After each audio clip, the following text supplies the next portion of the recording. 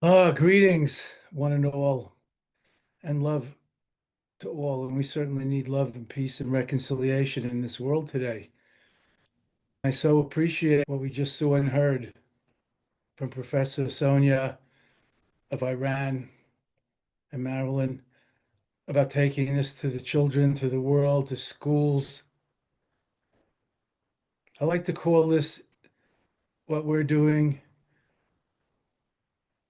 true higher education, wisdom education, character building,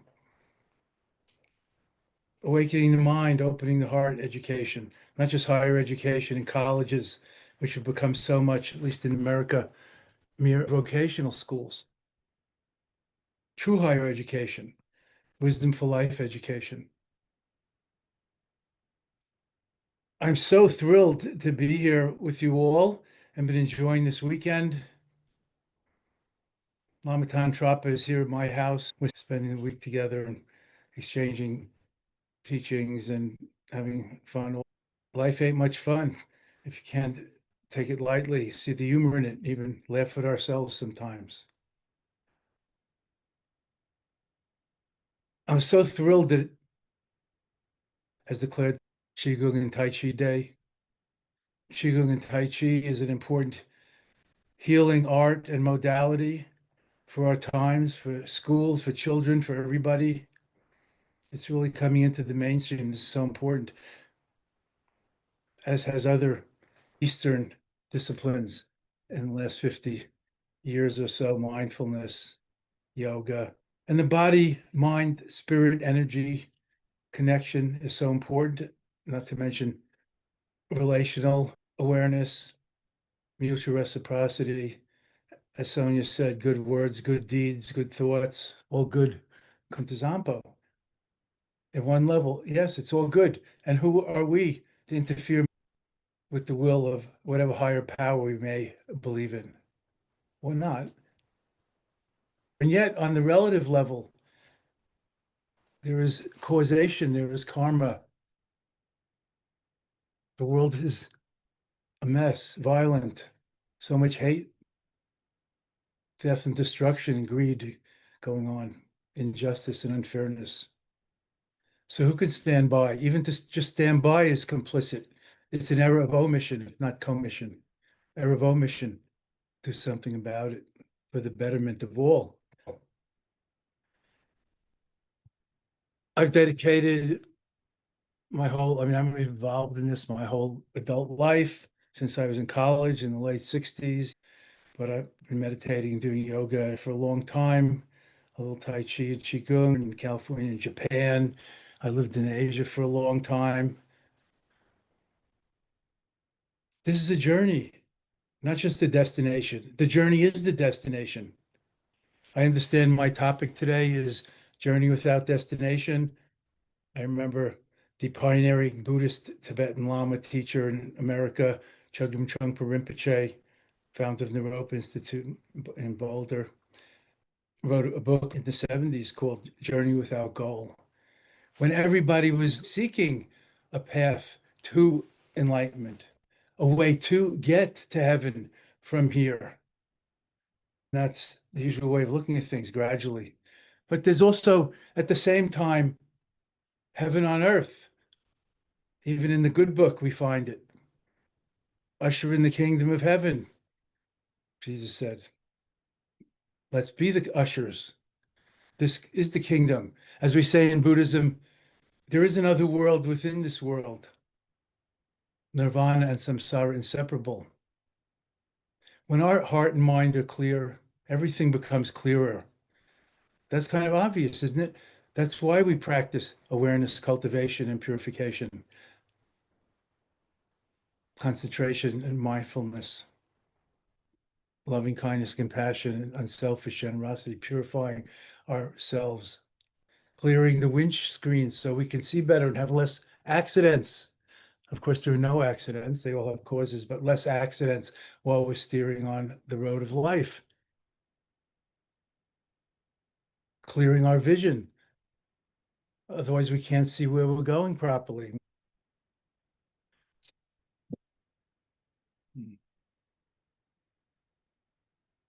Qigong, Tai Chi, Taekwondo, Karate. There are so many physical cultures and disciplines, and that's just in the East. Yoga, of course, I can mention it's become so Western. But yoga for health is good, but maybe not enough. It could be better. Where's the spiritual component? Yoga means union. But union of what? How can we reunify ourselves with our true connection or even oneness? In Tibetan, the word yoga is naljor. It means reunion, reunion with the original natural state. To stretch the metaphor, like getting back to the garden. Anyway, a Japanese Zen master said the American meditation is hugging. I was so delighted. So many people say they can't meditate. They don't know how to meditate. They won't be able to meditate. They can't stop thinking. It's not about stop thinking. What happens when we hug? We don't even worry about thinking or not thinking. We're much more present. And it's light, it's lovey, it's not a discipline. No, just hugging and being present. That's the essence of authentic being today, in the body and soul, in the heart and spirit and energy too. Tibetan Buddhism, the Vajrayana, the Diamond Path, the Tantric Path, it has many names. Himalayan Buddhism has what we call the six energy yogas or the six Vajrayana yogas, six yogas of Naropa and others. I think it's the only form of Buddhism that has physical yogas involving chakras and channels and the bindu, the mind, let's call it, long life practices, health and purification practices, breath and energy practices, clear light practices, practices for death, conscious dying, practices for after death in the bardo. So I practiced those things. I learned those things. I lived in the Himalayas for 20 years. I trained as a Lama in 3-year, 3-month retreats twice. Traditional Lama. I'm authorized and empowered as a Lama in the Tibetan Buddhist order by my teachers. And the Dalai Lama supported that too. I'm a friend and student of the Dalai Lama. I've become a Lama in the 1980s. So I've been thinking about this for a long time. I was at Woodstock 1. Of course, everybody I knew in the Northeast of the States was there. All the college kids, etc. I'm like Forrest Gump of the Dharma. Wherever it was happening, I've been there. And I always say, in fact, I'm writing memoirs now. And my theme is if I can do it, you can do it. Anybody can do it, not just the Dalai Lama or Thich Nhat Hanh or me for that matter. Wherever the light is bright, there are the shadows. It can be dark. But on this path, shadows are also light. It's all part of it. We have to resolve the yin and the yang of life, not just look at things dualistically with our rational mind. There's so much to love and experience beyond the mind, physical, energetic, mental, emotional, existentially, in the bigger picture. Something beyond us, even if we're not into theism, even if we're not big believers in gods. We're a living spirit trying to be more embodied and alive and authentic on this gritty earth, this good earth, this beautiful earth, our home, our mother. Our body is also of the earth.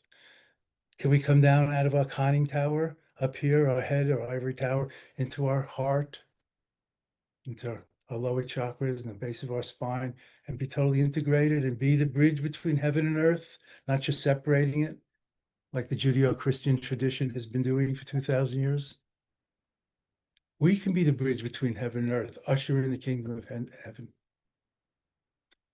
It says in the Jewish books, to save one's soul is to save the whole world. What if you lose your child is not to lose the whole world? Come on. I feel like crying. It's so true. And that's the worst pain a person can experience, I've heard. To lose a child is to lose your whole world, even if you have other children.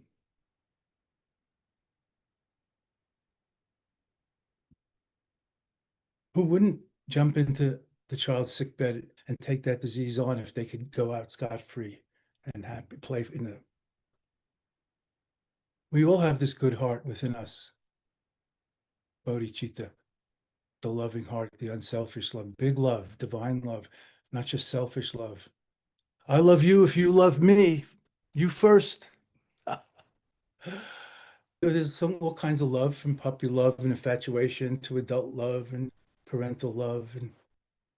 But what about unconditional divine love? We all have that in our heart. How do we spread it from our one or two children?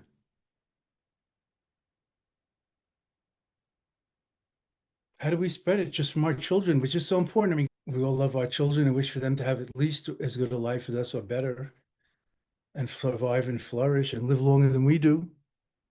And I know some of us here online, I just saw a chat, this son was murdered. My heart goes out to you. But how can we, a Mother Teresa of Calcutta famously said, our loving hearts are so small. How do we extend that to include others like we do for our own? Wouldn't that make a better world for one and all, a more just, equitable world, more kind and less violent and exploitative, unjust world? In my spiritual life, I found out that it wasn't just about learning about these things, reading about them. I was a Buddhist monk. I lived in the Himalayas for 18 years. I had great teachers and gurus and great spiritual friends who came back to America and started many of the centers in America and in Europe, meditation centers, yoga centers, and alternative education centers, which is still going. Not just being a Saturday Jew or a Sunday Christian, but every day, and it's 6.5 other days a week to think about. And that's how we become masters, not masters of others, self-mastery, mastering ourselves, not just control freaks. I've studied the world religions, world mysticism. I've traveled around the world. I've experienced it. I have friends in all the religions pretty much, and also many of the leaders or ecclesiasts or priests or scholars. And I'm here to tell you the most popular religion in the world is control freakism. Self-mastery is not power trip or control over others. That's one kind of power, but there's so many kinds of power and energy in the world, do I have to say? Kinetic energy, electrical energy, nuclear energy, inner energy, chi, prana, so many kinds of energy, group energy, mental energy, love energy, how to empower ourselves to be masters, pursue excellence. I played American team sports my whole life growing up. My uncle and father did. My grandfather had a sporting goods store in Brooklyn.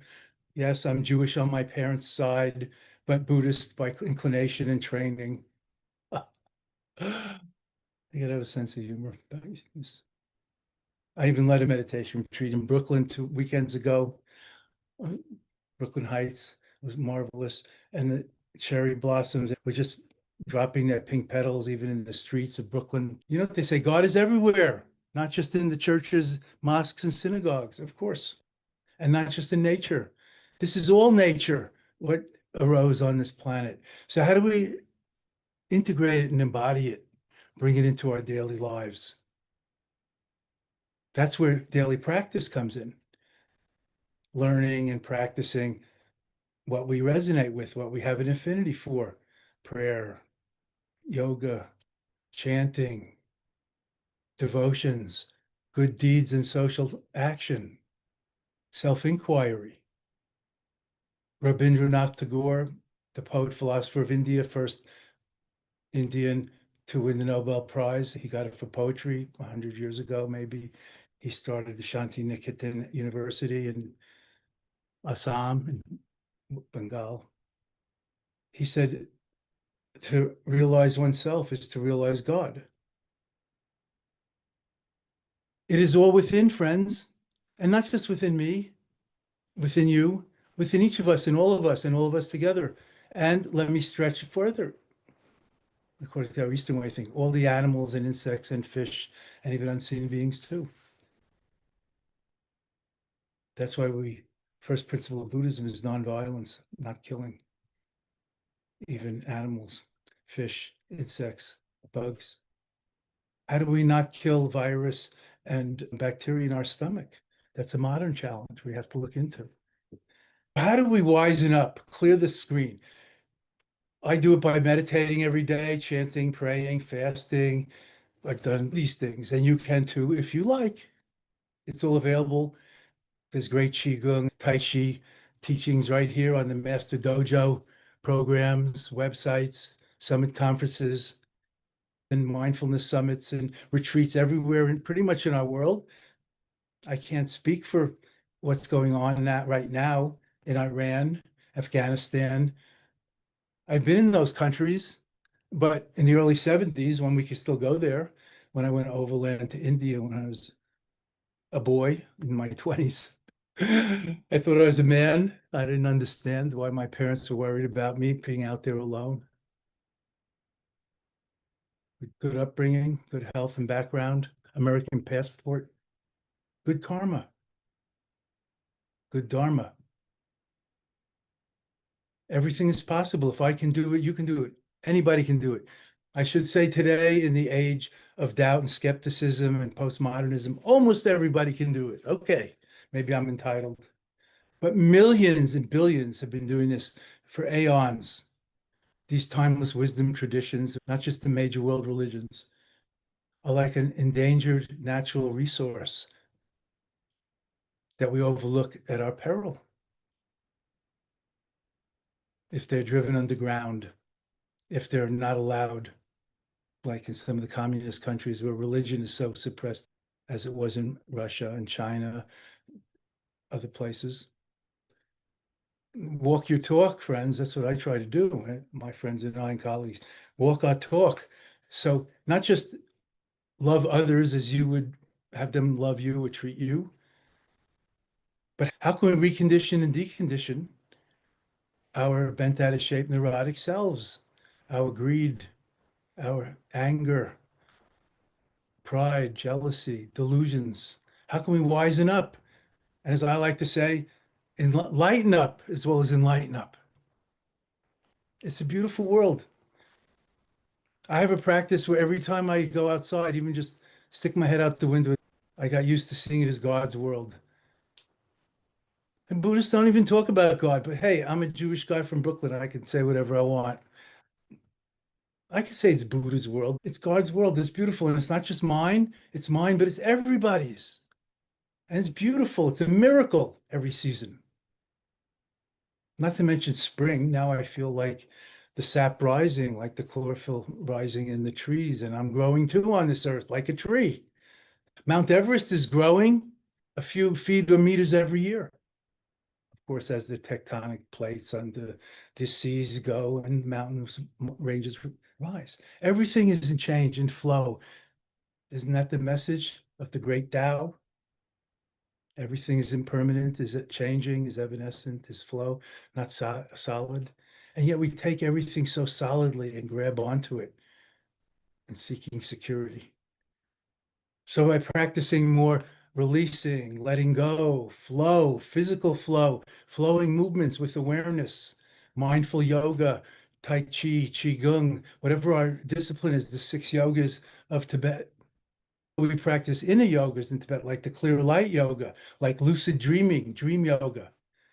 For 1,500 years, Tibetan yogis and others have been practicing dream yoga, awakening in the dream and knowing that you're dreaming, which carries over to the daydream where you feel more free and less attached, even in the daydream, and knowing that it's like a dream. It's like theater, it's like a sitcom. Even Shakespeare said it. All the world's a stage and all the people players. So how can we get more in harmony, in tune with that? Well, we have to get moving. Life is ecstatic, not static. And get moving. If we feel stuck, guess what? Not just say I want to get out of my rut, but how? How can we recondition and decondition and get going?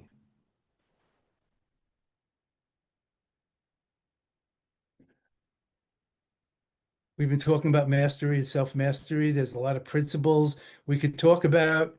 You can read George Leonard, who taught us in the 60s or 70s martial arts and mastery and excellence principles like resilience, like focus, like being patient with getting stuck on a plateau.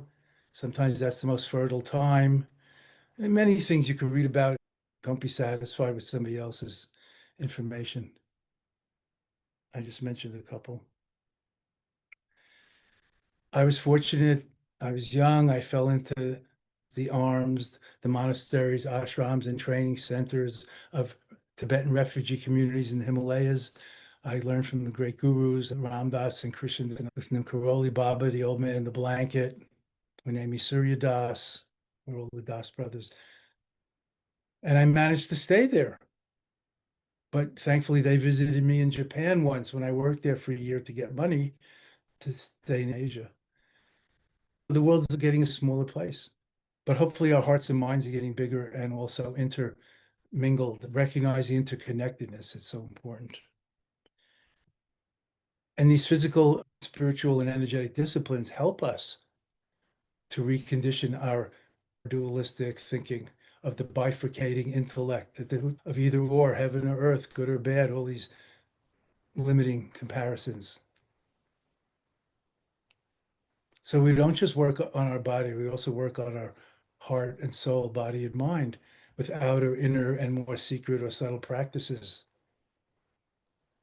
It's hard to learn from a book. It's good to, if we have an instructor or a teacher. There are many books. I've written 18 books. Awakening the Buddha Within was my flagship bestseller. Finding the Buddha in yourself, not worshiping a guru. When I was in Japan, I studied haiku and Zen poetry. I sat retreats in Zendos with masters, 5-day sessions every month. I learned that the great haiku poet Basho, the greatest haiku poet of Japan, said, I do not seek to imitate the masters of old. I seek what they sought. So I learned not to worship gurus, but to seek what they sought and follow their good modeling. And if they weren't perfect, not follow their bad modeling and to develop some discernment of my own.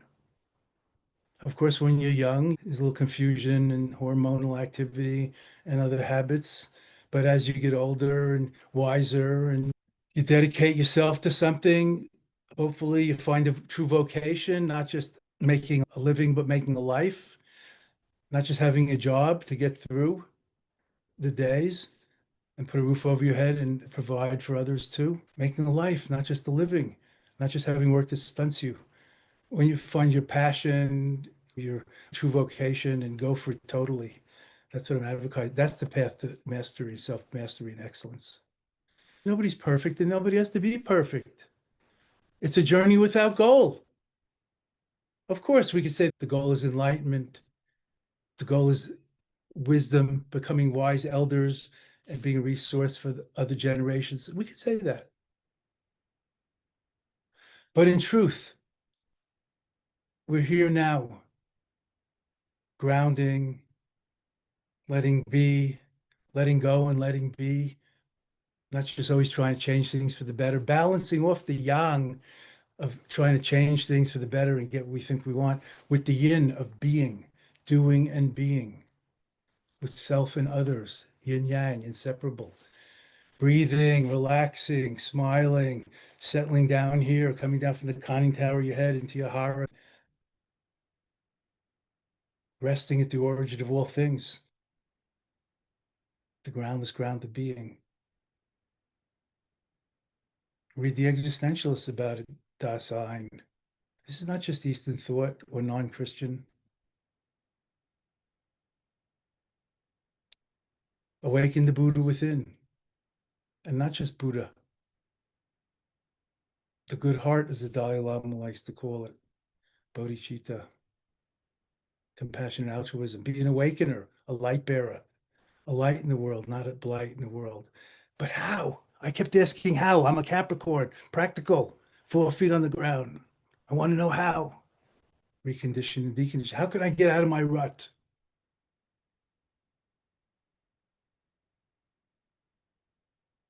There's an old joke in New York. The tourist asks, how can I get to Carnegie Hall? And the policeman says, practice. Practice every day, not just on Saturday or Sunday or for a few hours or on the high holy days. Practice a little every day. Maybe have a formal practice, spiritual session every morning or night, whenever your free time is, before you go to work or at night or during the meal break or something, depending on your family and home situation. Daily practice. Practice makes perfect. That's the gradual path. And in the non-dual paths of Dzogchen and Mahamudra, mystical Tibetan Buddhism, the heights of Tibetan Buddhism, practice is perfect. We just do it. Like Mike, just do it. Everybody's saying it. Practice is perfect. I practiced baseball, football, and basketball every day of my life when I could. It wasn't practice, it was playing the sport. Practice the piano was playing the piano. I started teaching myself to play during the pandemic, trying new things, keep my brain alive. Practice is perfect. We just do it. Being there while getting there every step of the way, not waiting, looking for a pot of gold, illusory pot of gold at the end of the rainbow, like Dorothy in The Wizard of Oz. There's no pot of gold at the end of the rainbow. If you look at rainbow from above, friends, it's a circle, and there ain't no pot of gold.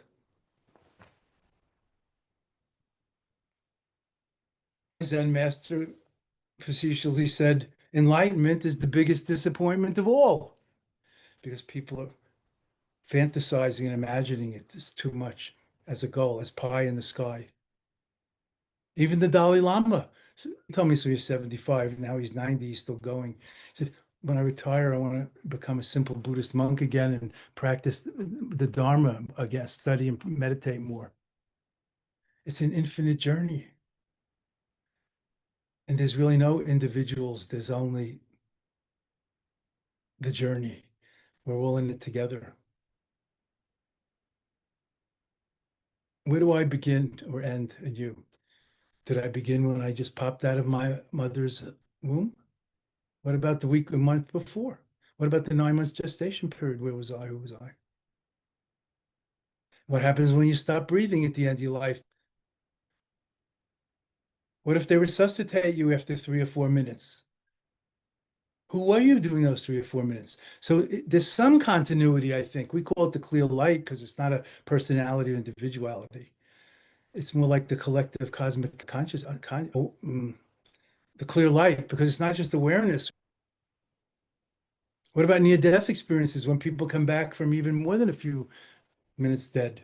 Shown they can live 15, 20 minutes underwater without breathing. We don't understand so many things. We know so much in this over-information age, but we understand so little, which is fine because I believe we need to be lifelong learners. We get the magic powers of the saints and sages who could fly. I fly on United. That's okay. It gets me where I want to go. But how about freedom of spirit? Soar like an eagle. Look into J. Krishnamurti's books. They all have titles like that. Wonderful teacher of the last century, J. Krishnamurti. Born in India, taught in English his whole life. Brilliant. Beyond any religion, isms and schisms. And as we can see today, religion's become part of the problem, not part of the solution, as it's intended to be. Religio, I think in Latin means to bring together. Where is that today? So daily practice, very important. 15 minutes, an hour, half an hour, whatever your time could be. I do it in the morning and evenings, but maybe you're a family person or have other responsibilities. How do we integrate it into every part of the day? That's so important. That's really where the action is, where the rubber meets the road on the path. So daily spiritual practice or some kind of explicit movement, breathing, energy practice, and let's say mindfulness, like naked awareness practice with or without movement, maybe meditation, maybe devotional prayer chanting. And then practicing generosity and being like a good Samaritan during the day. our cardinal virtues and all that. In Buddhism, we have 6 or 10 of them, which are like the cardinal virtues in Christianity. All the religions have a similar moral, ethical base. And then maybe once a week, having a day of retreat. And we say, I don't have time for retreat. Okay, let's call it Sabbath and not do any work on that day. That'll be our day of retreat. Oh, look, it's already in the system. What does it mean, have the no work? It means not to be preoccupied with worldly and our ordinary things. I don't think it means if a person falls in the manhole, you don't try to help them out. There's even a parable about that in the good book. But one day a week or half a day a week of a deepening practice and study, and maybe alone and maybe with others. And then maybe once every year or 3 years having a sabbatical, going for a week, a month somewhere, or even a year, as professors do every 7 years with their professor life. Anyway, there's a few building blocks of the spiritual life that anybody can do. How do we begin? Begin somewhere. The Chinese saying is of ancient times, the journey of 1,000 miles begins beneath our feet. So let's put it into action. Take a breath, take a moment of mindfulness right now. Just breathe, relax, and smile. Feel it down here, not just thinking, what does this mean? Feel it here.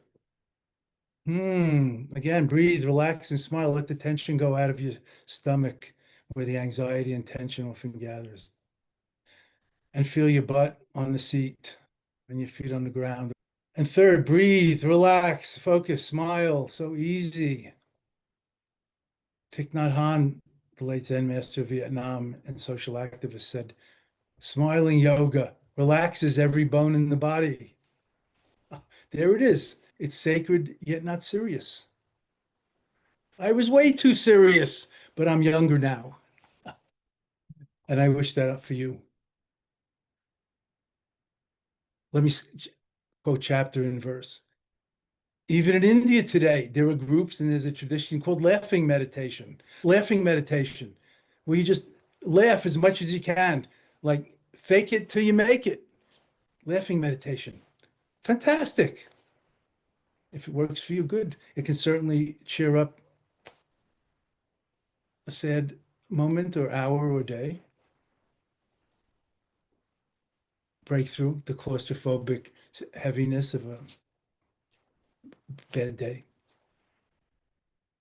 Don't forget hugging, the American meditation, according to Sasaki Roshi, who founded the DLA Zen Center, very well known, with people like Leonard Cohen, the great poet, musician, trained. My whole life, I've been a truth seeker, pilgrim on the path, questioner, skeptic. I don't really believe much, but I've found out a few things, I guess, after 50, 60 years. And you can too, if you want to. Self-knowledge, even in the Western traditions. Socrates, the father of Western philosophy, said, know thyself. There's a lot of schools of philosophy. I tried studying in college, hopeless to me.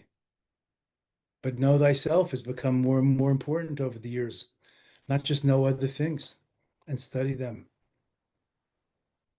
Of course, it's a marvelous world, and I love learning new things about the cosmos, the heavens, the space shuttle, the other sides of the moon, or the micro world of genomes and chromosomes and all that, or social interactions and different cultures and different continents and different geographies. So interesting.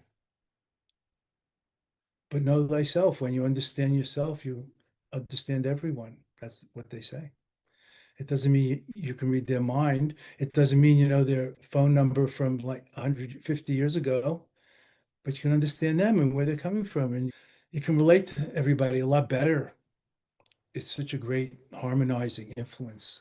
And not just intellectual knowledge, but also not just IQ, but EQ, emotional intelligence, and somatic intelligence, and spatial intelligence, and musical intelligence. You know, opening your third ear, not just your third eye, as they talk about in the East, the third eye of wisdom. unity vision beyond the two eyes of dualistic vision that compares everything and right and wrong and judging. The third eye, how about the third nostril that can smell the fragrance, for example, of authenticity, of virtue, of love, of purity.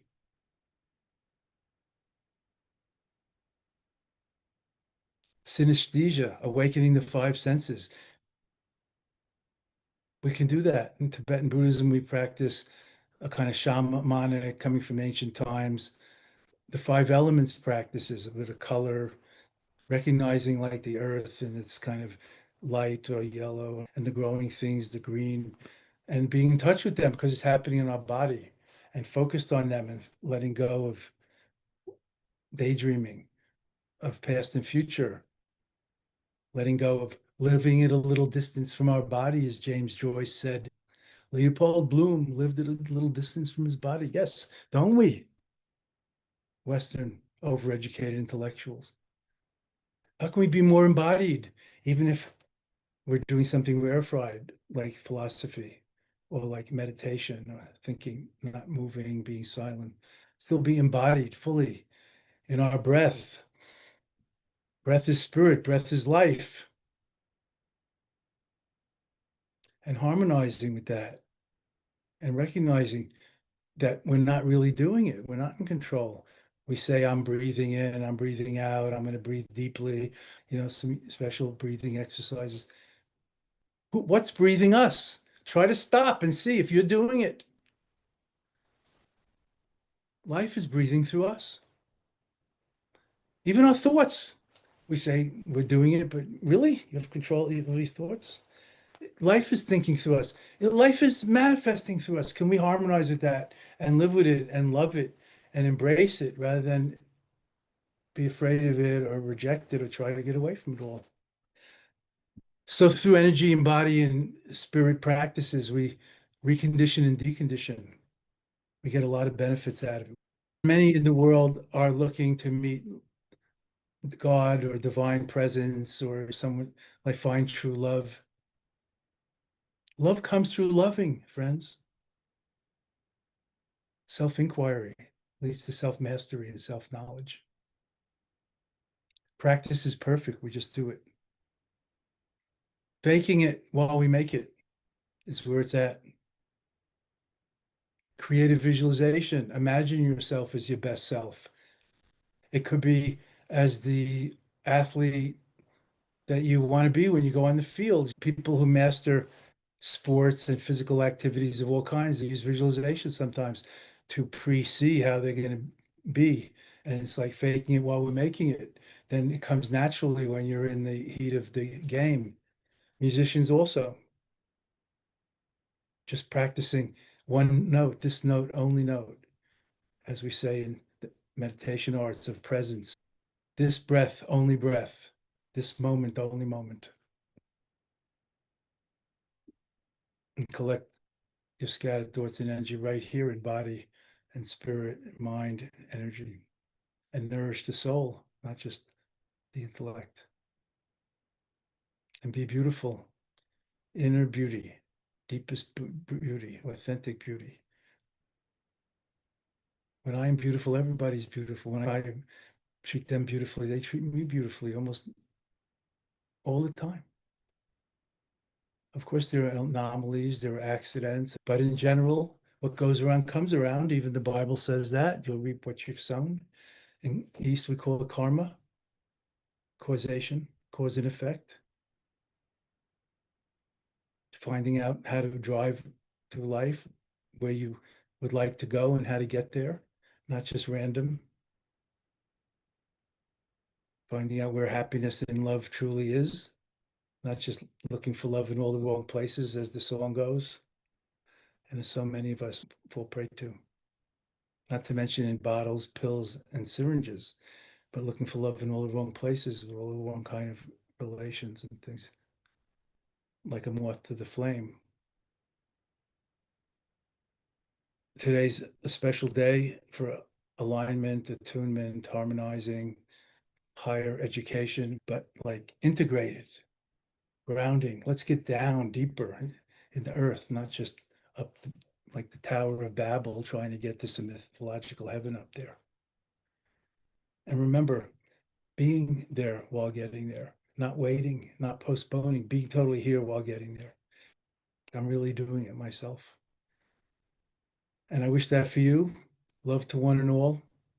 I thank Lama Tantrapa and the Mastery Dojo and every beautiful being that's tuned in here now. One heart, one soul, unity in diversity, all inclusive. Love to one and all. Thank you.